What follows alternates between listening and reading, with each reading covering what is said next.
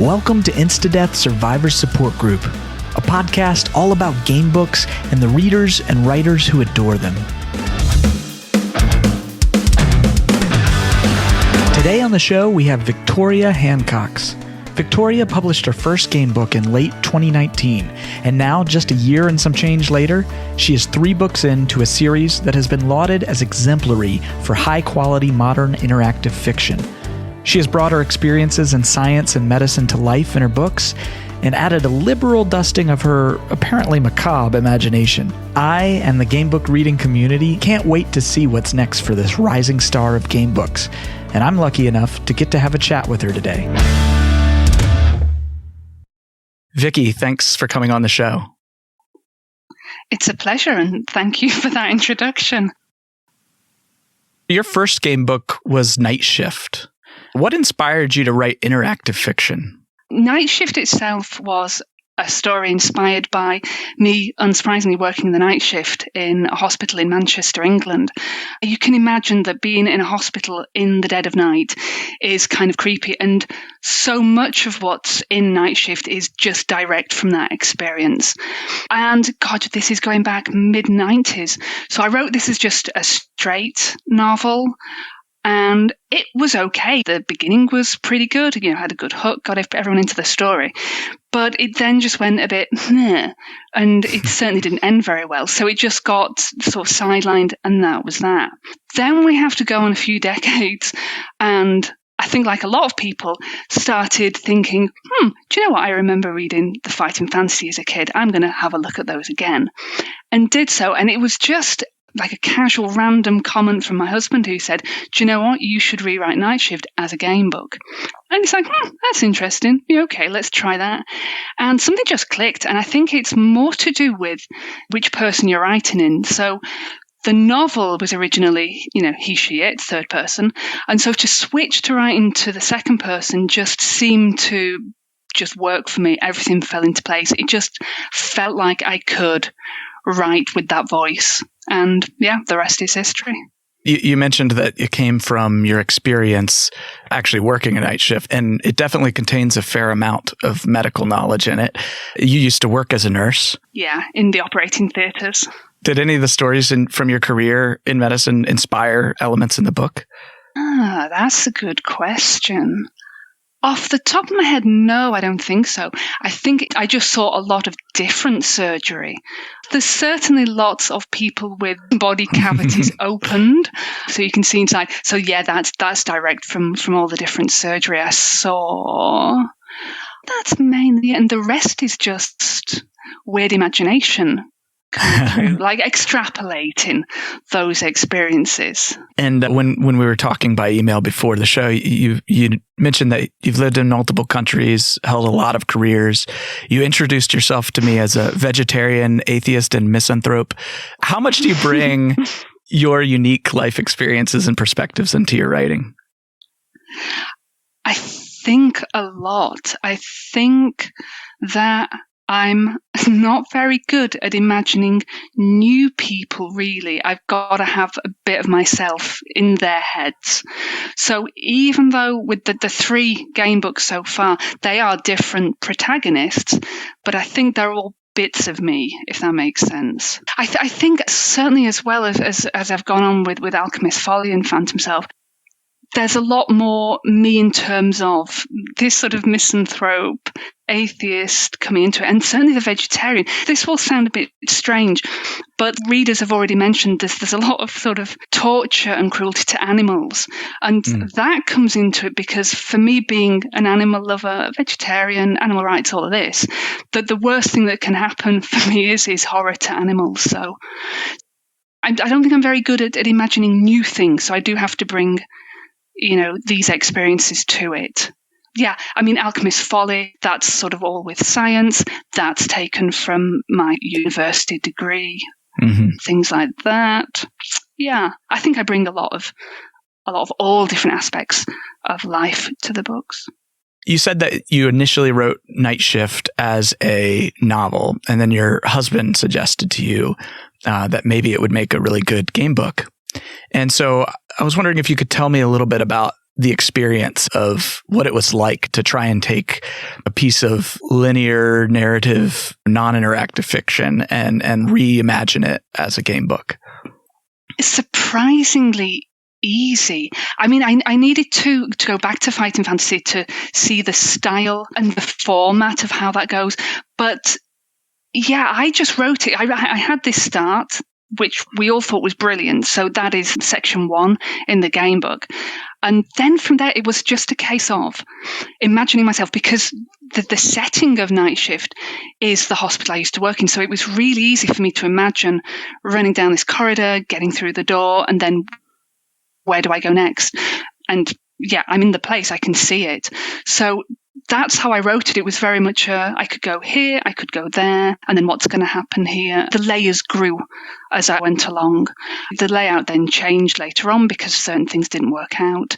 And you go back and you add different layers to the story too. But it was easy. I didn't really take the original story because, as I say, it wasn't very good. But I just took the start and went from there with no real sort of end goal. That evolved as I was writing. And you said that that sort of second person perspective really clicked for you. How do you go about balancing between having a rich character or a blank canvas for the reader to embody? Yeah, it's difficult because people want to have some sort of control and autonomy over the character, but you're trying to also deliver a story too. So it is tricky to have this balance, and you'll get feedback saying, you made me do this and I didn't want to do this. And it's like, well, yeah, that's fair enough. But what can I do? I've got a story to write as well. So we've obviously talked about the sort of medical side of Night Shift, but it also contains richly researched themes related to witchcraft. And I'm assuming you've never been a witch. How do you approach researching for your books? Did you notice I didn't actually answer that, though? I had a great experience when I was a kid, actually. Close by in sort of the north of England, there's a hill called Pendle Hill. And this is where the witch trials happened in the 1600s. So I kind of did have that in the back of my head, and anyone that likes horror, grew up with Ham House of Horror. I think as well with it being in a hospital and about nurses, it kind of does lean towards females. So that evolved quite naturally to have witches, as obviously witches were female. The research, there's plenty of it about with Night Shift, and it was nice that there was a lot of sort of serendipity with it, that you'd research something and then you'd find that locks into something else that you were working with. So, for example, the sign, sort of the apothecary, is the chalice with the serpent around it. And when you find that out, and then you go, yeah, and I've also got Jezebeth being a serpent, and things were all linking together, and that you're going to use the chalice for this and so on. But yeah, there's a lot of stuff out there, and you just sort of pick and choose and think which bits go together. The idea of having the powers, that was something I came up with, and then I chose which powers would be kind of nice for witches to have.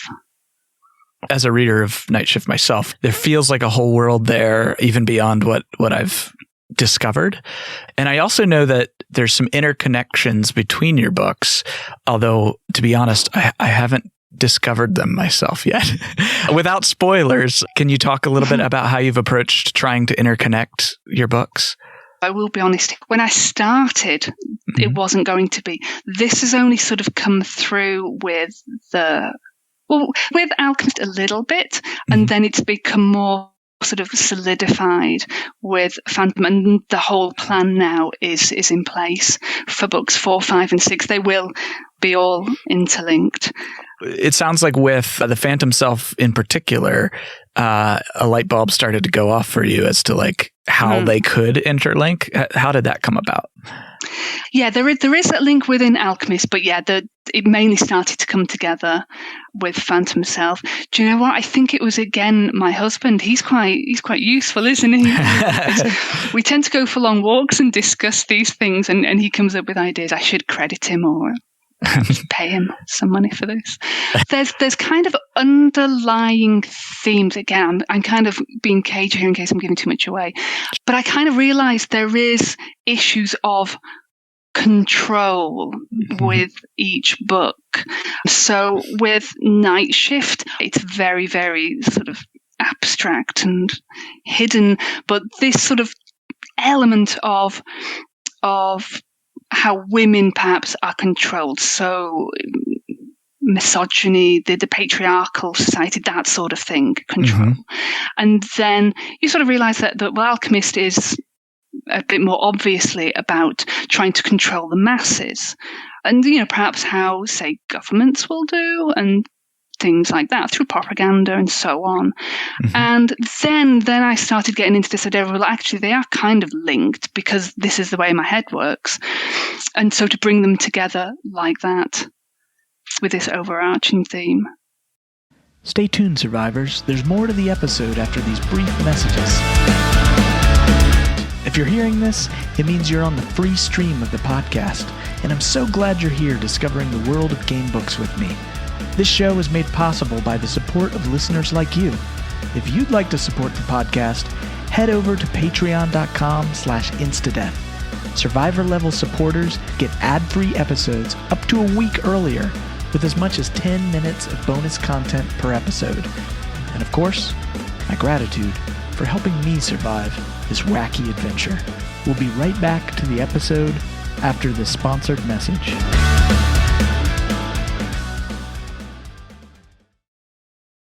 You touched a little bit on misogyny and feminism and sort of some of the systemic aspects there and how that's in your book. The game books community does seem to be a little bit male dominated. Recently, there's been a number of non-male authors in the community. What are your thoughts on both the authorship side of things and the readership?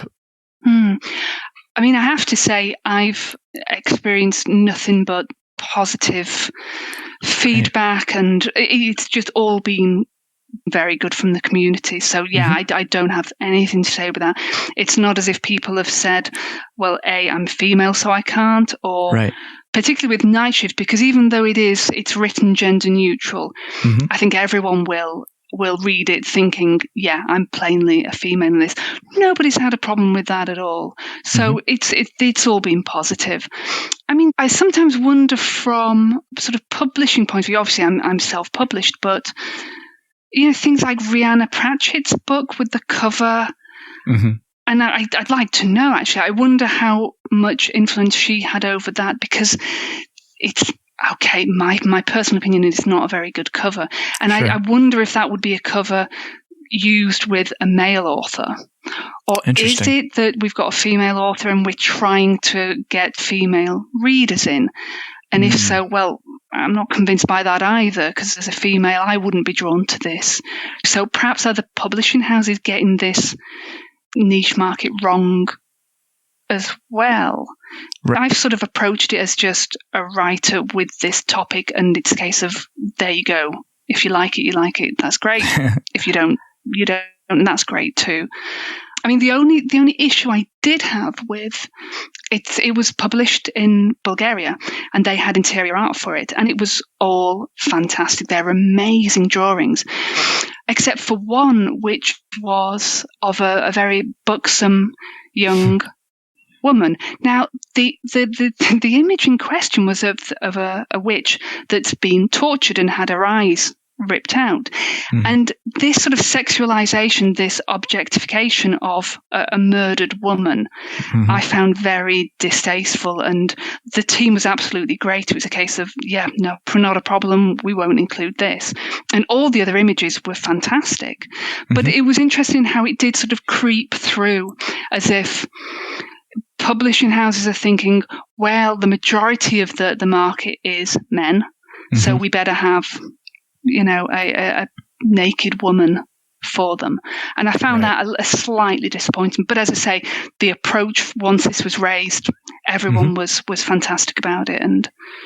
But it just, it's these things just creep through a little bit because of the market. But, time will tell, I'm sure. This is 2021, so. Mm-hmm. Do you think anything should be being done specifically to try and appeal more to a female readership? My gut reaction is to say I don't think so, because you then sort of go down this path of saying, Right. well, what appeals to women? And then we start sort of grouping people into these homogenous sets where, it's like, we can have fighting fantasy in a kitchen, or, do you know what I mean? It's like, It starts going down a really sort of slippery slope. And again, I don't speak for females, but as a female, I certainly didn't have a problem with fighting with swords and killing whatever monsters. That didn't matter to me. It was, why shouldn't I want to do that? And so, boxing people into certain styles just seems like, let's not do that. Let's just have good stories and let it appeal to whoever it appeals to. Yeah, absolutely. Thank you for sharing your perspectives on that. You mentioned that the Bulgarian edition of Night Shift has some fantastic new art. I've seen some of it. Are there any plans to bring that back over to future editions of your books? These are specific to the Bulgarian market, so no, I can't use that. So I've asked you a lot about Night Shift so far, but you've actually written 2 more books since then and are working on more as we speak. I admittedly have not read The Alchemist's Folly yet. With the Phantom Self, readers get to play as somebody who is laid off before starting a business as a paranormal investigator. Since we've talked a lot about Night Shift and sort of your real life experiences there, were there any real life experiences that went into the Phantom Self? I think only the location. And I think I need that to be able to place myself in the story. I need to be able to sort of look around and see what's going on. So Fetch's Point, which is where this happens, was taken from my experiences as, how old was I? I must have been about 18 years old. And it was an environmental field study centre in, I can't even remember. I think it was South Wales, but it was on the coast somewhere very, very cold and windy in England. Well, in Wales, I think it was. So that experience, I think that's the only thing in Phantom Self, the actual location. You once wrote on your blog, is it a sign of brainwashing that I think all game books should have precisely 400 sections? And sure enough, Night Shift and The Alchemist's Folly each have 400 sections, but the Phantom Self has 301 sections. Why the sudden break with tradition? It just had to be that. I went into it, because I do like a bit of consistency. So I went into it thinking this is 400, but I don't want to have sections in just for the sake of having sections to, fill a quota. And the story just lent itself to less. And so I was kind of hacking it down from 400 to 350. And then it had to be hacked down even more so. It's the story just led the way. So addition through subtraction. Speaking of the focus on the story, there have been times reading your books that I've been genuinely creeped out. Goosebumps and everything. Where do you think that creepy energy comes from for you? When I've read this in reviews, it's like, really? I don't know. I mean, with coming back to Night Shift again, for me, walking around a hospital at night was just kind of normal, and looking inside people's bodies was normal. So I write this in it's laissez-faire. There's nothing to see here, and it surprises me when people's reactions are like that. I was surprised with. Okay, you've not read Alchemist's Folly yet, so hopefully this isn't too much of a spoiler. But I do refer to real life animal experiments, and somebody was really upset by this particular experiment. Obviously, someone else who doesn't like animal cruelty, but I was quite upset by it, and I was kind of like, okay, that's interesting. I didn't think that would cause so much of a fuss. So I don't know. These things are normal to me, and it's just good that it creeps people out. Do you ever surprise yourself with like, ooh, that's creepy? Not so much creepy, but I do wonder, am I crossing a line that it's going to offend people? There's something in book 4, and I'm sitting on this and thinking, will this be a problem? I've not decided yet. I think I probably need to ask my husband again. Your series so far is called Choose Your Path and Face the Consequences. And you've stated before that you have 6 books planned. So can you tell us anything about what's coming up next after The Phantom Self? Without giving spoilers. Well, no, I'm not going to say too much because it is at the very early stages, book 4. Mm-hmm. But I can say that you will meet somebody from Night Shift and you will meet somebody from Phantom Self. Very cool. And so the paths are starting to cross over and come together. And at the end, because you mentioned before about reference having 301 sections for Phantom Self, and 301 is not part of the story. It's the introduction to the cluster. And this is part of the overarching story. And so we will see in book 4 a little bit more of what the cluster is all about and a hint of what's going on. Very cool. Something to look forward to there. I suppose actually I can say one thing. It is set in Germany. So that's me bringing my experience here to it. So yeah, I'll give you that spoiler. It's in the German forest. Great. That sounds fun. I've wanted to visit Germany. I've not had the chance yet. So in the introduction, I mentioned you released Night Shift in late 2019, and now it's early 2021, and you've already published the 3rd in your series. Do you think you can keep up that momentum? I'm not sure I want to keep that momentum up. Sure. I think I felt a lot of pressure to, sort of have a library of content so I wouldn't look like a one-trick pony. But saying that, I mean, I love writing. I work full-time, but my weekends I'm at a computer writing. So it is something I love to do. I'm thinking it seems to be a bit like a pregnancy, really. They seem to take about 9 months. So I'm looking at, this winter it should be done. I did the math just because I was curious. And I think at this pace, if you did keep it up, you'd be done with the series by summer 2022.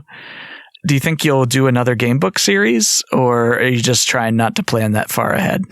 After these 6, I definitely carry on with gamebooks. And Great. It might actually be kind of freeing to not be tied to something. I've got this 6 series all in my head, and I will do this. But it'll be kind of nice to just go, okay, well, fresh start. Where do I go now? That'll be quite nice. But definitely gamebooks. I think it's fair to put your game books generally in horror, but I think also like psychological thriller, something like that. How would you actually categorize your own work? I categorize it as horror, but I certainly get the psychological thriller aspect. Certainly that feels a little bit more with Phantom Self. Horror, though, I do kind of hesitate these days because I have moved away from it being quite as gory. I think, with Night Shift being in the hospital and sort of being about a nurse and a serial killer, it was quite gory. And I've moved away from that slightly. Do I move back to it with book 4? Not so much. So, the horror does feel as if it's not quite so applicable, but I'm not sure what other word to use. Sometimes it gets referred to as being an adult game book, which obviously could send out the wrong message. It's a game book for adults. Right. So thank you so much for coming on the show. Before I let you go, where's the best place for people to get into your work and learn more about what you do? Well, for selling, because I'm self-published, I'm only on Amazon at the moment. But for all sort of blogs and news and all of that, I have my website. It's just victoriahancox.com. Great. Well, thanks again for coming on the show. That was brilliant. Thank you so much.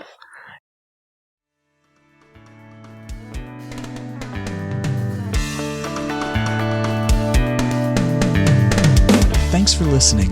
If you'd like to support the show, become a patron at patreon.com/instadeath. A special thanks to our guests and to the contributors who helped make the show better than I ever could on my own. Intro music graciously provided by Jesse Johnson, aka Zenota.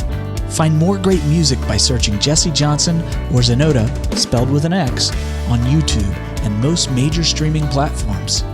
Podcast cover art generously contributed by Patrick O'Neill. You can learn more about Pat's art on his Facebook page, Pat O'Neill Art.